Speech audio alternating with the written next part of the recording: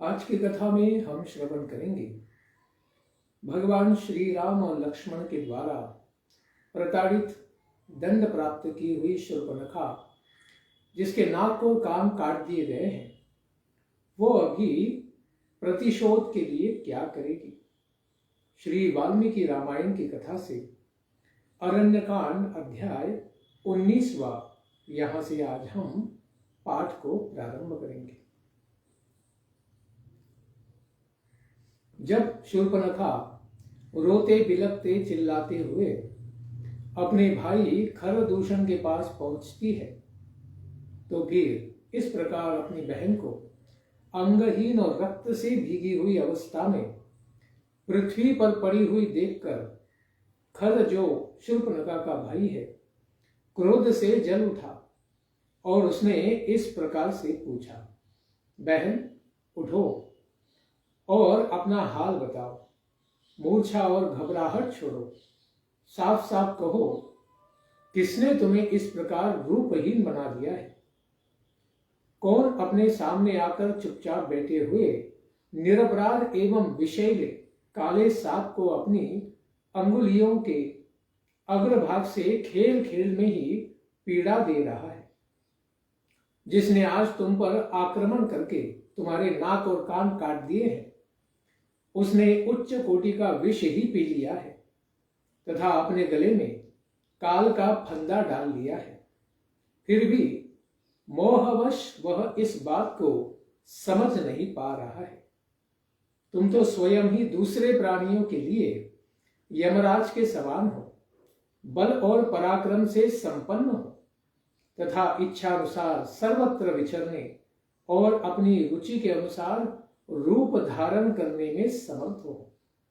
फिर भी तुम्हें किसने इस दुरावस्था में डाल दिया है, जिससे दुखी होकर तुम यहां आई हो?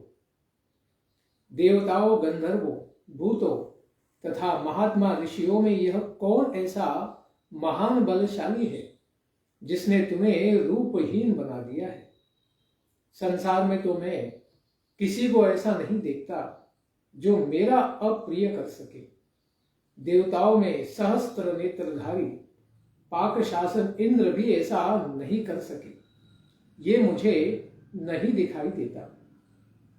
जैसे हंस जल में मिले हुए दूध को पी लेता है, उसी प्रकार मैं आज इन प्राणांतकारी बाणों से तुम्हारे अपराधी, जिसने भी तुम्हारे नाक और कान को काटा है, उसके शरीर से उसके प्राण छीन लूंगा।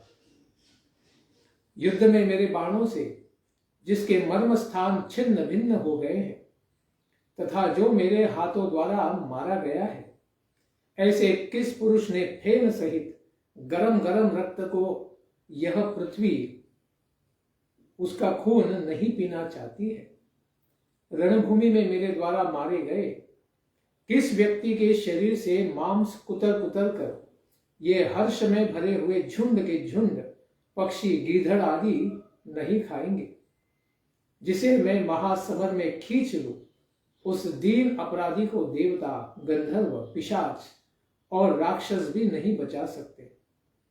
धीरे धीरे होश में आकर तुम मुझे उसका नाम बताओ, जिस उद्दंड ने वन में तुम पर बलपूर्वक आक्रमण करके तुम्हें परास्त कर दिया है।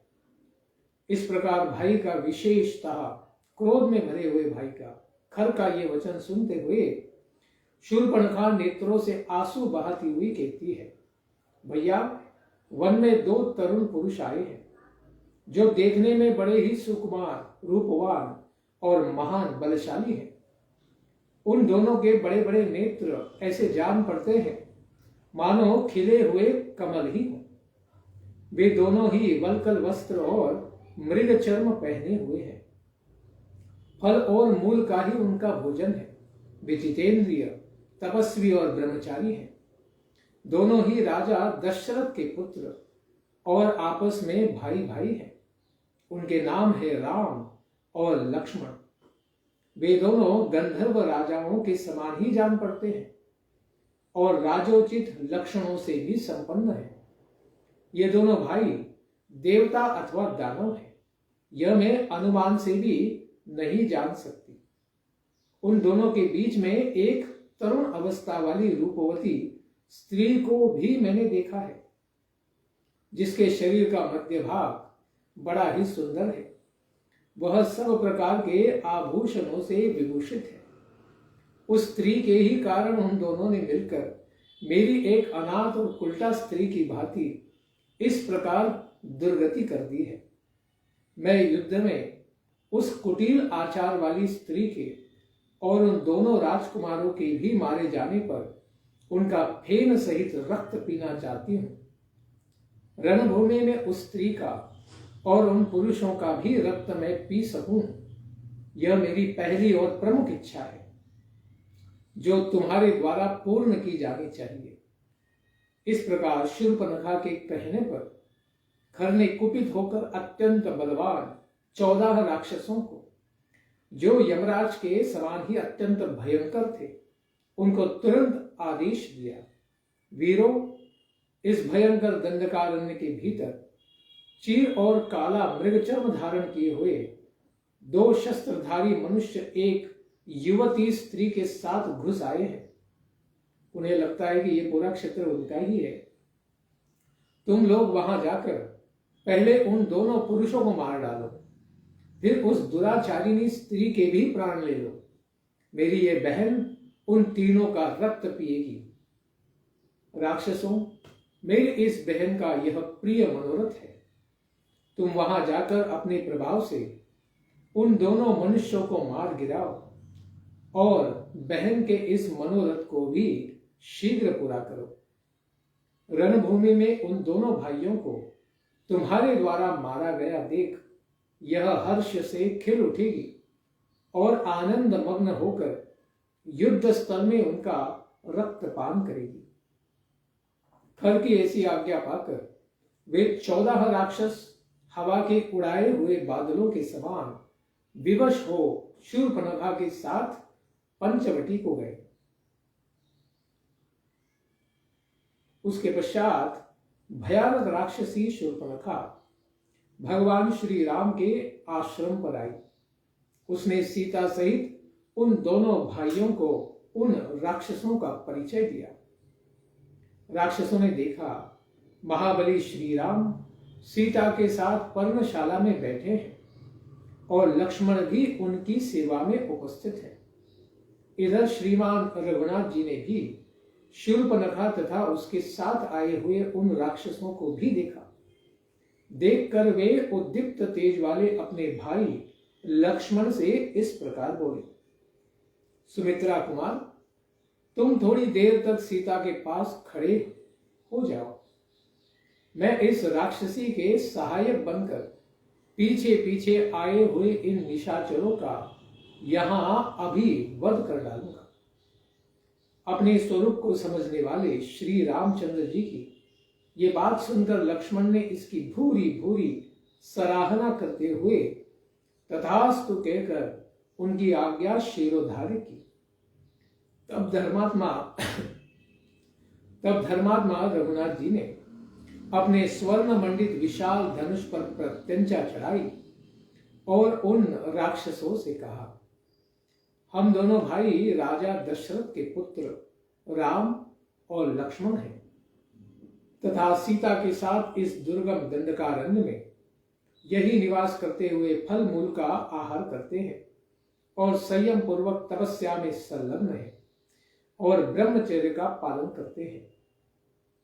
इस प्रकार दंडक वन में निवास करने वाले हम दोनों भाइयों की तुम किस लिए हिंसा करना चाहते हो?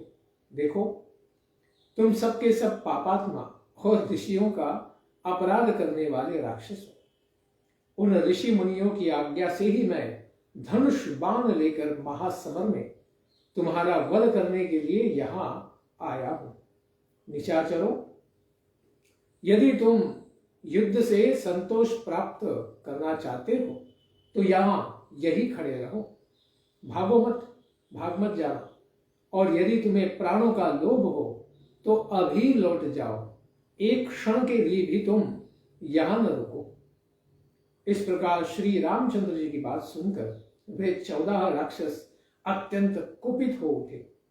ब्राह्मणों की हत्या करने वाले वे घोर निशाचर हाथों में शूल लिए क्रोध से लाल आंखें करके कठोर वाणी में हर्ष और उत्साह के साथ स्वभावतः लाल नेत्रों वाले मधुर भाषी श्री राम से, जिनका पराक्रम वे देख चुके थे, इस प्रकार कहने लगे, अरे तूने हमारे स्वामी महाकाय खर को क्रोध दिलाया है, अतः हम लोगों के हाथ से युद्ध में अभी तुम मारे जाओगे। तुम स्वयं ही तत्काल अपने प्राणों से हाथ धो बैठोगे। हम बहुत से हैं और तू तो अकेला है। तेरी क्या शक्ति है कि तू हमारे सामने रणभूमि में कुछ क्षण भर भी खड़ा हो पाए। फिर तू युद्ध करना तो ये तो भूल ही जाओ, ये तो दूर की बात है। हमारी भुजाओं द्वारा छोड़े गए इन परिगों, शूलों और पट्टीशों की मार खाकर तू अपने हाथ में दबाए हुए इस धनुष को, बल पराक्रम के अभिमान को तथा अपने प्राणों को भी एक साथ ही त्याग देगा। ऐसा कहकर क्रोध में भरे हुए वे 14 राक्षस तरह तरह के आयुध और तलवारें लिए श्री राम पर ही टूट पड़े। उन राक्षसों ने दुर्जय वीर श्री राघवेंद्र पर शूल चलाए, परंतु ककुस्थ कुलभूषण श्री रामचंद्र जी ने उन समस्त 14 शूलों को उतने ही स्वर्ण भूषित बाणों के द्वारा तुरंत काट गिराया। उसके पश्चात महातेजस्वी रघुनाथ जी ने अत्यंत कुपित होकर शान पर चढ़ाकर तेज किए गए सूर्य तुल्य तेजस्वी 14 नाराज हाथ में लिए।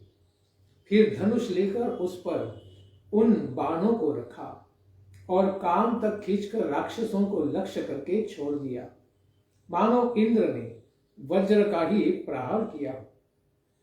वे बाण बड़े ही वेग से उन राक्षसों की छाती भेद कर रुधिर में डूबे निकले, पूरा खून से लथपथ उनको कर दिया और बॉबी से बाहर आए हुए सठों की भांति तत्काल पृथ्वी पर गिर पड़े। उन नाराजों से हृदय विदीर्ण हो जाने के कारण वे राक्षस जड़ से कटे हुए वृक्षों की भांति धराशायी हो गए। वे सब के सब खून से नहा गए थे, उनके शरीर भी विकृत हो गए थे। उन अवस्थाओं में उनके प्राण पखेरु तुरंत उड़ के यम सदन चले गए। उन सबको इस प्रकार पृथ्वी पर पड़ा देख वह राक्षसी क्रोध से मूर्छित हो गई और खर के पास पुनः वापस लौटी और आर्त भाव से उसके चरणों में गिर पड़ी। उसके कटे हुए कानों और नाकों का खून सूख गया था, इसलिए गोंद युक्त लता के समान ही प्रतीत होती थी। भाई के निकट शोक से पीड़ित हुई शूर्पणखा बड़े जोर से आर्तनाद करने और फूट फूट कर रोने तथा आंसू बहाने लगी। उस समय उसके मुख की कांति भी फीकी पड़ गई थी। रणभूमि में उन राक्षसों को मारा गया देख खर की बहन शूर्पणखा पुनः वहां से भागी हुई दौड़ती हुई आई थी। उसने उन समस्त राक्षसों के वध का सारा समाचार अपने भाई को रोते रोते विस्तार से बताया। शूर्पणखा पुनः पृथ्वी पर गिर पड़ी।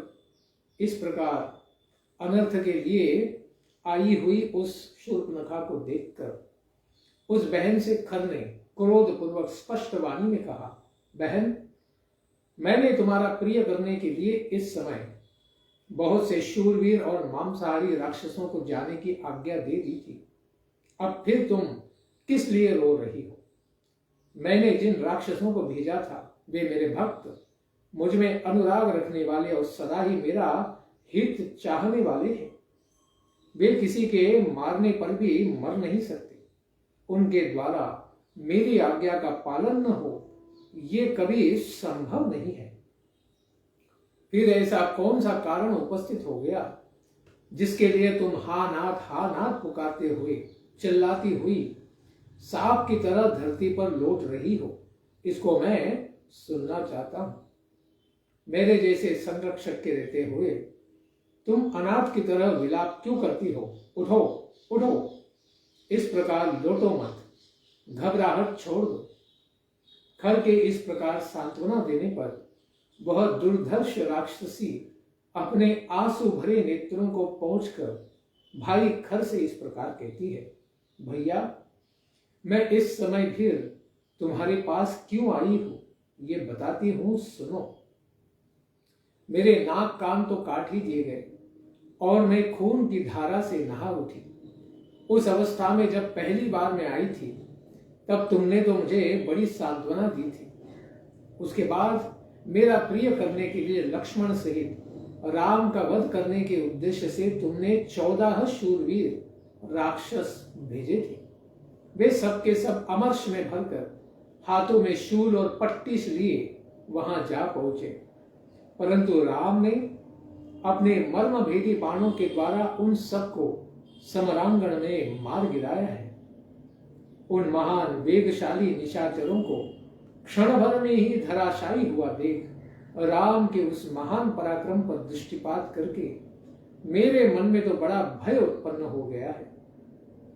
निशाचर राज, मैं भयभीत, उद्विग्न और विषादग्रस्त हो गई। मुझे सब और भय ही भय दिखाई देता है, इसीलिए फिर तुम्हारी ही शरण में आई हूं। मैं शोक के उस विशाल समुद्र में डूब गई हूं, जहां विषाद रूपी मगर निवास करते हैं और त्रास की तरंग मालाएं उठती रहती हैं। तुम उस शोक सागर से मेरा उद्धार क्यों नहीं करते हो?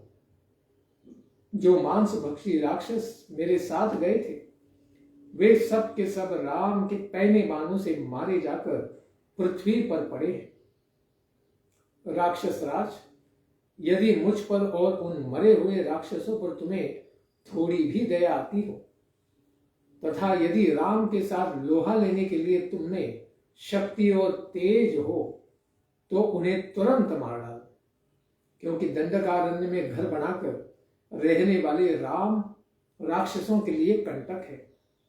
यदि तुम आज ही शत्रुघाती राम का वध नहीं कर डालोगे, तो मैं तुम्हारे सामने ही अपने प्राण त्याग दूंगी, क्योंकि मेरी लाज लुट चुकी है।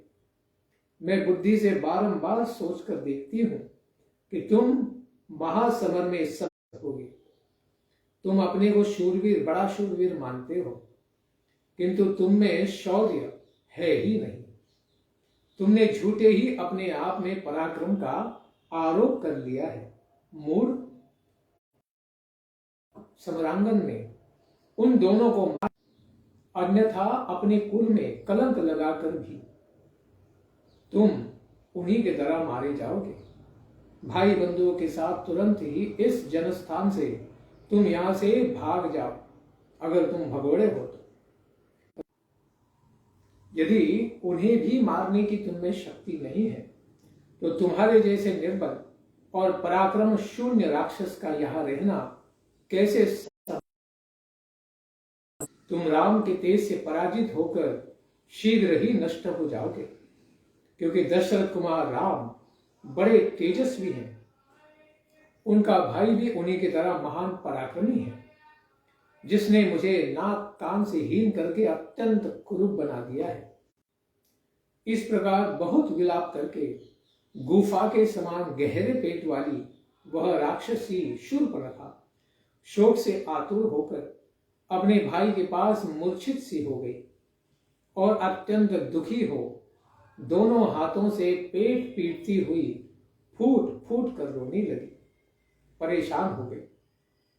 शूर्पणखा द्वारा इस प्रकार तिरस्कृत होकर शूरवीर खर ने राक्षसों के बीच अत्यंत कठोर वाणी में कहा, बहन, तुम्हारे अपमान के कारण मुझे बेतरह क्रोध चढ़ आया है।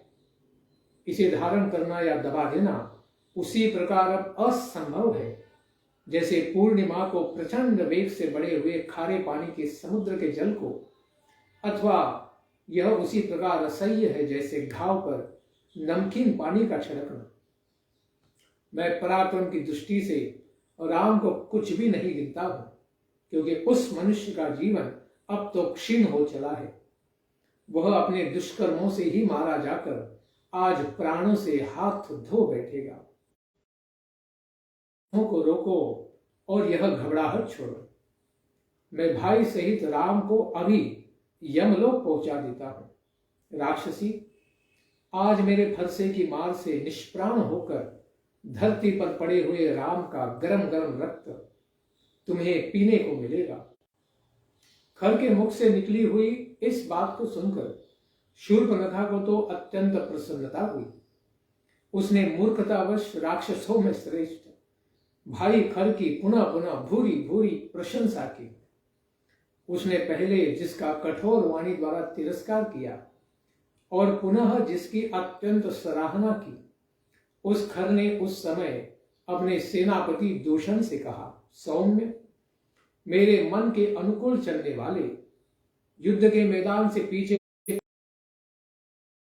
भयंकर वेगशाली मेघों की काली घटा के समान काले घने रंग वाले, लोगों की हिंसा से ही क्रीड़ा विहार करने वाले तथा युद्ध में उत्साह पूर्वक आगे बढ़ने वाले 14 सहस्त्र राक्षसों को युद्ध के लिए भेजने की तुरंत तैयारी करो।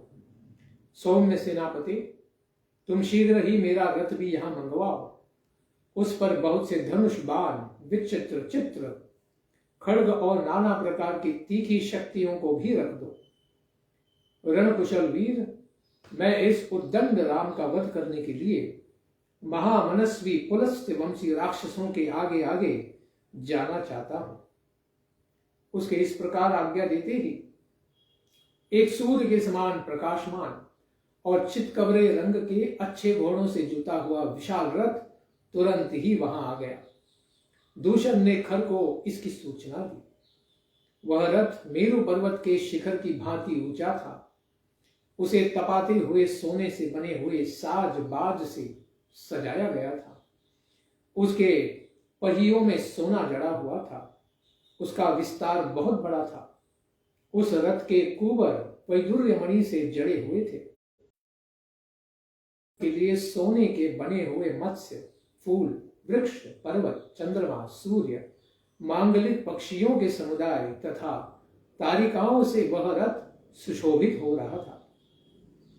उस पर ध्वजा फहरा रही थी तथा रथ के भीतर खड्ग आदि अस्त्र शस्त्र रखे गए थे। छोटी छोटी घंटियों अथवा सुंदर घुंघरुओं से सजे हुए उत्तम घोड़ों से जुते हुए उस रथ पर राक्षस राज खर उस समय आरूढ़ हो गया। अपनी बहन के अपमान का स्मरण करके उसके मन में बड़ा ही अमर्ष हो रहा था। रथ, ढाल, अस्त्र शस्त्र तथा ध्वज से संपन्न उस विशाल सेना की ओर देखकर खर और दूषण ने समस्त राक्षसों से कहा, निकलो, आगे बढ़ो। कूच करने की आज्ञा प्राप्त होते ही भयंकर ढाल, अस्त्र शस्त्र तथा ध्वजा से युक्त वह विशाल राक्षस सेना जोर जोर से गर्जन करती हुई जनस्थान से बड़े वेग के साथ निकली। सैनिकों के हाथ में क्या क्या था? मुदगर, पट्टिश, शूल, अत्यंत तीखे फरसे, खड्ग, चक्र, ये सब चमक उठे। शक्ति, भयंकर परीख, विशाल धनुष, गदा, तलवार, मूसल तथा वज्र भी 8 कोण वाले आयुध विशेष उन राक्षसों के हाथों में आकर बड़े भयानक दिखाई।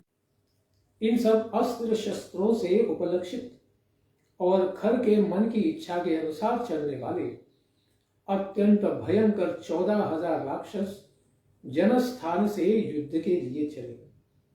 उन भयंकर दिखाई देने वाले राक्षसों को धावा करते देख खर का रथ भी कुछ दूर सैनिकों के निकलने की प्रतीक्षा करके उनके साथ ही आगे बढ़ा। उसके पश्चात खर का अभिप्राय जानकर उसके साथी ने तपाए हुए आभूषणों से विभूषित उन चितकबरे घोड़ों को हाका। उसके शीघ्र ही अपने घर घर शब्द से संपूर्ण दिशाओं तथा उपदिशाओं को प्रतिध्वनित करने लगा। उस समय खर का क्रोध बढ़ा हुआ था। उसका स्वर भी कठोर हो गया था। वह शत्रु के वध के लिए बड़ा ही उतावला होकर जान पड़ता था। जैसे ओलों की वर्षा करने वाला मेघ बड़े जोर से गर्जना करता है, उसी प्रकार महाबली खर ने उच्च स्वर से सिंहनाद करते हुए पुनः सारथी को रथ हाँकने के लिए प्रेरित किया। अभी यह जाकर क्या प्रताप दिखाता है और भगवान श्री राम इसका किस प्रकार से सामना करते हैं, इस वृत्तांत को हम श्रवण करेंगे